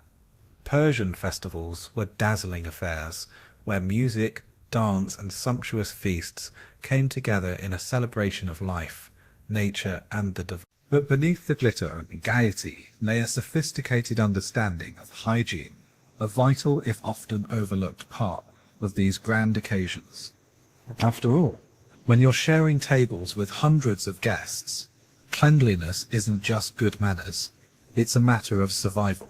Mainstream historical fact, major Persian festivals, such as Nowruz, the New Year celebration, were accompanied by extensive bathing and cleansing rituals. Participants would purify themselves with scented oils and ritual baths before attending feasts, ensuring that both body and spirit were prepared for the sacred festivities. The feasting halls were cleaned meticulously beforehand, and attendants worked tirelessly to maintain hygiene throughout the event, including the management of food preparation, waste disposal, and personal cleanliness among guests. You find yourself in the midst of a bustling kitchen, where cooks chop herbs and roast meats over open fires. The air is thick with the scent of saffron, cumin, and grilled lamb, mixed with fresh mint and rosewater. You observe how fruits and vegetables are washed in large basins, sometimes with the addition of crushed herbs believed to purify and preserve. Servers rinse their hands frequently and wipe tables with cloths soaked in lemon and vinegar. Simple yet effective disinfectants. Quirky tidbit. At some festivals there was a tradition of handing out cleansing cloths, scented with herbs like basil and thyme, which guests would use to wipe their hands before eating. These cloths often doubled as keepsakes, embroidered with symbols of luck and prosperity. There's also a curious custom of sprinkling crushed rose petals on the floor of the banquet hall, both to freshen the air and to remind guests of the fleeting beauty of life. A fragrant way to encourage mindfulness even amidst indulgence. You notice a group of dancers preparing for a performance, their bodies freshly anointed with fragrant oils and powdered with a mixture of sandalwood and crushed rose petals to prevent sweat from spoiling their costumes. The choreographer reminds them to keep their hair tied back and their feet clean, not only for aesthetics but to avoid slipping on the smooth palace floors. Hygiene here is woven into artistry, an unspoken rule of grace and respect. Historians still debate the extent to which Persian festival hygiene influenced broader public health. Some argue that these celebrations helped limit the spread of disease by encouraging rigorous cleansing and food safety practices, while others suggest the sheer scale of gatherings made outbreaks inevitable. Regardless, the emphasis on purity and cleanliness during festivals reflects a deep cultural understanding of health's social dimension. You're invited to join a feast where guests recline on cushions around low tables piled high with dishes. Each diner is provided with a small basin of water scented with lemon and mint for hand washing before and after meals. The hosts emphasize the importance of these rituals, not only for cleanliness but as an expression of hospitality and care. You sip a cool pomegranate drink and watch as guests dip their fingers into shared bowls, carefully avoiding cross-contamination with graceful hand gestures learned from childhood. Fringe tidbit. Some festival guests carried small pocket bowls filled with scented water and herbs, allowing them to discreetly wash their hands throughout the event. Others wore finger covers, embroidered with gold thread, a fashion statement and a practical tool to keep food from sticking to fingers. There are even anecdotes of festival attendees using perfumed sponges between courses to refresh their faces and hands, much like the makeup wipes of today. As the night deepens, musicians play softly while guests share stories and laughter, their bodies warmed by the dance of firelight and camaraderie. The final act of the festival is often a collective washing ceremony, where participants cleanse themselves in communal pools or rivers, symbolically washing away the old year's impurities and welcoming renewal. You leave the festival grounds with a sense of wonder at how hygiene, hospitality, and celebration intertwined in ancient Persia. Cleanliness was never an afterthought, but a core element of social harmony and spiritual renewal, an integral part of the human experience that transcended time. Walking home beneath the stars, you carry with you the fragrant memory of rose water and the vibrant pulse of community, a reminder that the joy of living and the care for one another are forever linked in the dance of cleanliness and connection. As the first light of dawn filters over the rugged terrain beyond the city walls, you find yourself embarking on a very different journey, one of motion, resilience, and resourcefulness. The ancient Persian Empire was vast, its roads stretching thousands of miles, connecting desert oases, bustling cities, and remote mountain villages. Along these arteries travelled merchants, messengers, and soldiers, each carrying with them not only goods and news, but also the need to stay clean and healthy on the move. Hygiene on the road was a challenge, yet the Persians developed clever ways to keep themselves as fresh as possible while facing dust storms, long marches, and scarce water. Mainstream historical fact. The Royal Road, one of the greatest achievements of the Persian Empire, allowed for rapid movement of troops and communication. Along this road, way stations called karazans provided travellers with shelter, water, and sometimes basic bathing facilities. Soldiers carried personal grooming kits, including combs, scrapers, and scented oils, while merchants packed small containers of soap and herbal sachets. Maintaining cleanliness on these journeys was essential to prevent disease and maintain morale, particularly for soldiers who often marched for days in harsh conditions. You join a group of soldiers preparing for their daily wash at a roadside spring. Buckets are filled with cold water, and the soldiers take turns scrubbing dusty hands, faces, and feet with coarse cloths dipped in a mixture of ashes and crushed herbs. A young warrior offers you a small vial of rose-scented oil, a precious gift meant to mask the smell of sweat and dust. The camaraderie is palpable, and even the grimmest soldier can't help but smile as he accepts the token. Quirky tidbit. Travellers often carried sprigs of mint or dried lavender tucked into their turbans or cloaks, both for fragrance and to ward off insects. Some soldiers wore tightly wrapped headbands soaked in vinegar or lemon juice, believing it kept away lice and headaches caused by the relentless sun. There are amusing tales of generals who insisted on bathing in cold mountain streams daily, much to the chagrin of their officers, who called it the madness of cleanliness, but secretly admired his discipline. The caravans raised themselves were hubs of hygiene and rest. Courtyards featured stone basins for washing, and attendants offered herbal infusions for weary travellers. Stables were regularly cleaned, and animals were brushed to prevent the spread of pests. Guests were expected to bathe before meals, using soap and water brought from nearby springs or wells. These stops were as much about social ritual as physical care, places where stories were exchanged, and alliances forged under the shadow of ancient walls. Historians still debate how accessible these facilities were to ordinary travellers. While royalty and soldiers enjoyed well-maintained caravanserais, merchants and pilgrims might have relied on more rudimentary accommodations, caves, tents, or the open desert. However, the emphasis on cleanliness and order at these way stations set a standard that influenced travel hygiene for centuries. You watch as a merchant carefully wraps his fine linens around freshly laundered robes, preparing for the next leg of his journey. He shares a tale of a notorious bandit who was outwitted by travellers carrying scented oils, whose clean smell betrayed their presence long before the bandit's spies could detect them. The blend of hygiene and strategy adds a touch of intrigue to the dusty road. Fringe tidbit. Some travellers carried small sealed pots containing a mixture of crushed frankincense and powdered myrrh, used to purify the air in their tents and ward off evil winds.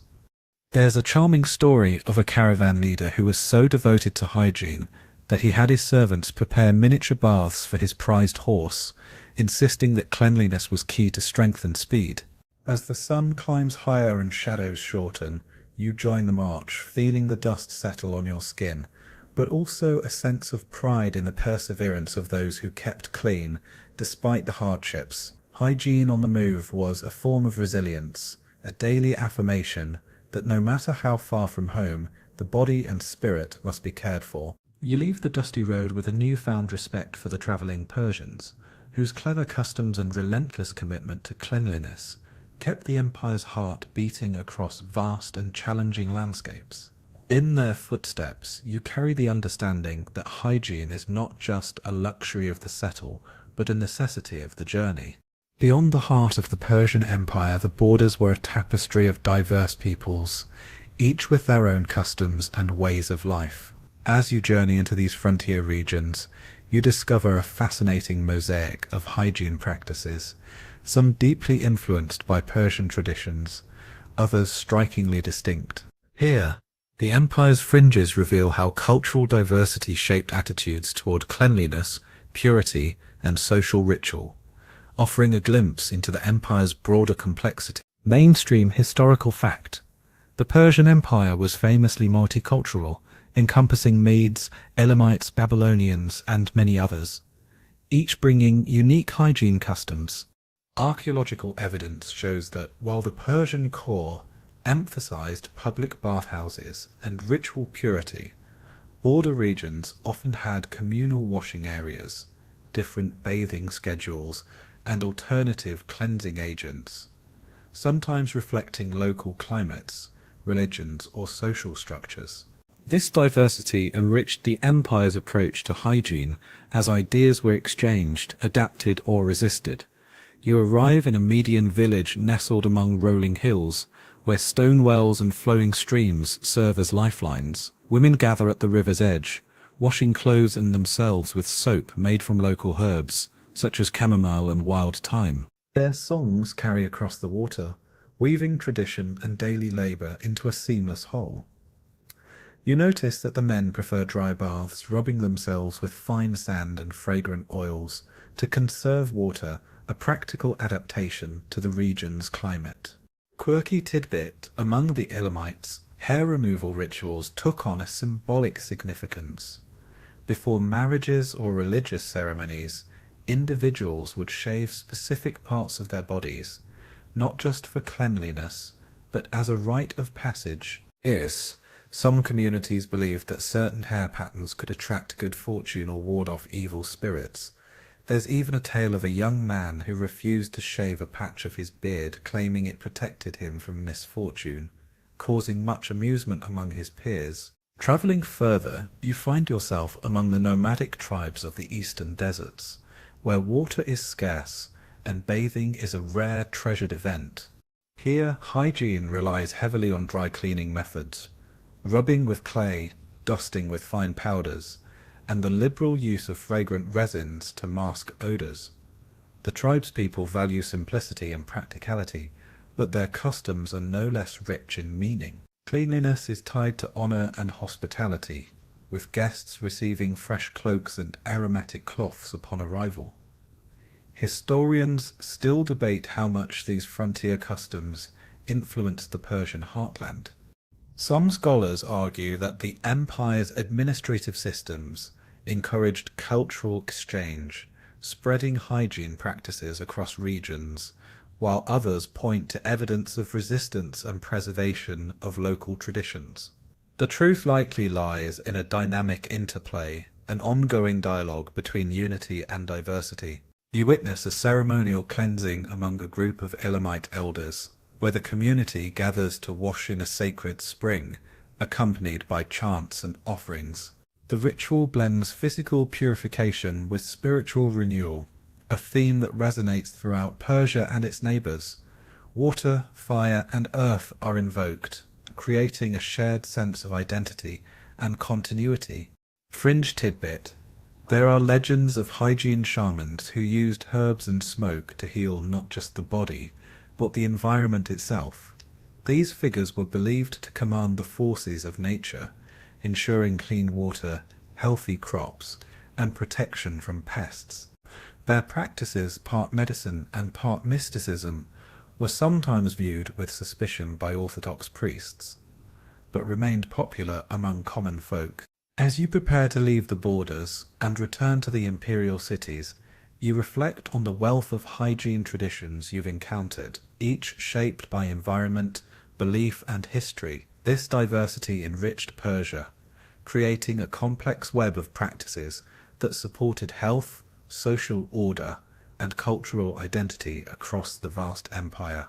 You walk back beneath the wide sky, carrying the stories of many peoples, each one a vital thread in the grand tapestry of Persian life. The lesson is clear: cleanliness and care are universal, but their expressions are as varied and vibrant as the people who practice them. Night drapes itself gently over the city, and as you settle into a quiet corner, the final notes of your journey through ancient Persian hygiene echo softly in your mind. This is a story of water and wisdom, soap and spirit, a legacy that, despite the passage of millennia, still washes through the veins of modern life. The rituals, inventions, and beliefs of the Persians didn't fade into dust but flowed onward, shaping the way generations understand cleanliness, health, and the sacred balance between body and soul. Mainstream historical fact: Persian hygiene practices influenced neighbouring cultures and through the centuries left a mark on Islamic medicine, medieval European bathing traditions, and even modern approaches to sanitation. The qanats remain marvels of engineering. Rosewater and essential oils are still treasured. The notion that cleanliness is next to godliness finds echoes in religious and cultural teachings worldwide. From the baths of Constantinople to the spas of Venice, Persia's innovations travelled far and wide. You find yourself walking through a peaceful garden at dusk, the air rich with the scent of jasmine and myrrh. A soft breeze stirs the branches, and the gentle sound of water flowing through stone channels soothes your senses. This garden, like many in ancient Persia, was a sanctuary of hygiene and harmony, where water and earth, scent and sound came together in perfect balance. Quirky tidbit: in Persian poetry, cleanliness is often used as a metaphor for purity of heart and clarity of mind. One beloved verse compares a clean soul to water that reflects the stars, a timeless image that reminds us that hygiene is not only about the physical, but also about the spirit's illumination. The poet's words linger, as fragrant and profound as the rose gardens you've wandered. You recall the countless hands that scrubbed, rinsed, and anointed, the baths filled and emptied, the herbs crushed and burned. You remember the laughter of children, the whispered prayers of priests, the determined march of soldiers, and the quiet dignity of elders. These scenes form a mosaic of life, where hygiene was both necessity and celebration, science and ritual, individual care and communal responsibility. Historians still debate many details of Persian hygiene, from the precise recipes of their soaps to the rituals of purification. But the overarching truth is undeniable: their culture revered cleanliness as a bridge between the earthly and the divine. A foundation for health, social order, and spiritual well-being, this reverence shaped not only their own lives, but also the civilizations that followed. As night deepens, you close your eyes and let the final images fade softly. A steaming bathhouse at dawn, fragrant oils gliding over skin, the murmur of water through ancient channels. You carry with you the timeless lesson that cleanliness is more than a routine. It is an expression of respect for oneself, for community, and for the world. In these quiet moments, you feel the pulse of a tradition that connects past and present, reminding you that even in the simplest acts of washing and caring, there lies a profound beauty and enduring grace. Now, as the night grows still, and the city settles into a gentle hush, let your thoughts drift with ease. Imagine the soft touch of water, the delicate scent of blooming jasmine carried on a cool evening breeze. Feel the warmth of clean skin and the comforting rhythm of a practiced ritual, the way ancient Persians, and perhaps you, find peace in these small acts of care. In the quiet, there is healing. The world, vast and complex, narrows to the simple truth that cleanliness nourishes both body and soul. Let this thought soothe you, wrapping around like a soft linen cloak, tender and calm. You are part of a long line of seekers and caregivers, each one washing away the dust of the day, renewing hope and harmony.